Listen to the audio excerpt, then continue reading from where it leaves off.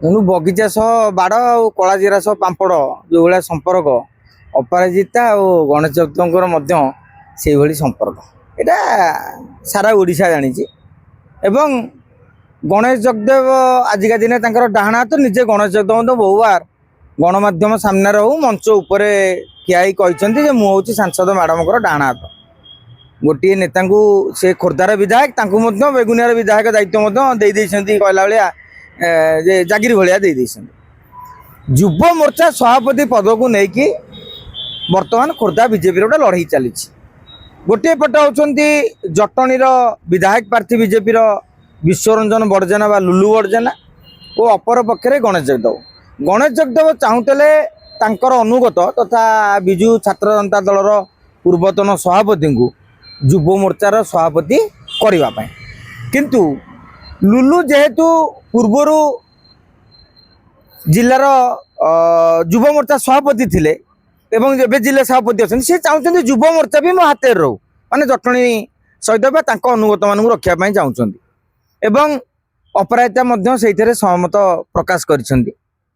କିନ୍ତୁ ଗଣେଶଙ୍କର ଜିତ୍ ମୋ ପିଲା ହେବେ ନହେଲେ ମୁଁ ବିଦ୍ରୋହ କରିବି। ତେଣୁ ଏମିତି ଏକ ଅପରାଜିତା ଷଡ଼ଙ୍ଗୀଙ୍କର ଗୋଟିଏ ମିଟିଂ ଡକା ହେଇଥିଲା ଆପଣଙ୍କର ମଣ୍ଡଳ ସଭାପତି ଏବଂ ପଦାଧିକାରୀ ମାନଙ୍କର ସବୁ ସମ୍ବର୍ଦ୍ଧନା ପର୍ବ ଗୋଟେ କରାଯାଇଥିଲା ତାଙ୍କର ସାଂସଦ କାର୍ଯ୍ୟାଳୟରେ।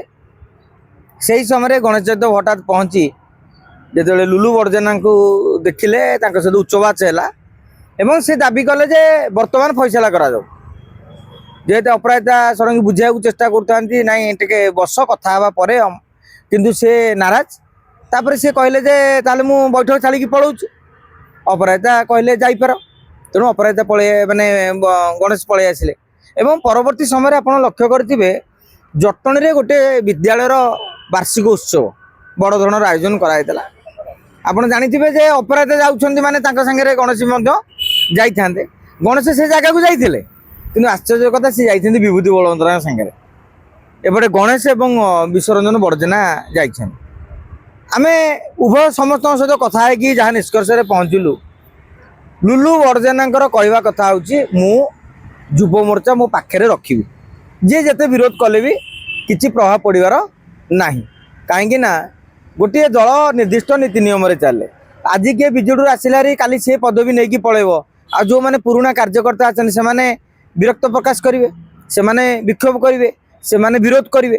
ତେଣୁ ଆମକୁ ସଂଗଠନ ଦେଖିବାର ଅଛି। ଜଣେ ବ୍ୟକ୍ତିଙ୍କର ମାନେ ତାଙ୍କର କହିବା କଥା ଯେ ଗଣେଶ ଜଗଦେବ ସ୍ୱାର୍ଥ ସାଙ୍ଗରେ ଭାରତୀୟ ଜନତା ପାର୍ଟିର ସଂଗଠନଟାକୁ ସାଲିସ କରାଯାଇପାରିବନି।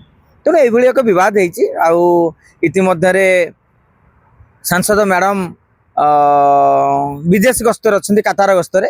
ସେ ଫେରିଲା ପରେ ଆଙ୍କ ଭିତରେ ପୁଣି ମ୍ୟୁଚୁଆଲ ହେଉଛି ନା ଏ ଫାଟ ଆହୁରି ବଢ଼ୁଛି।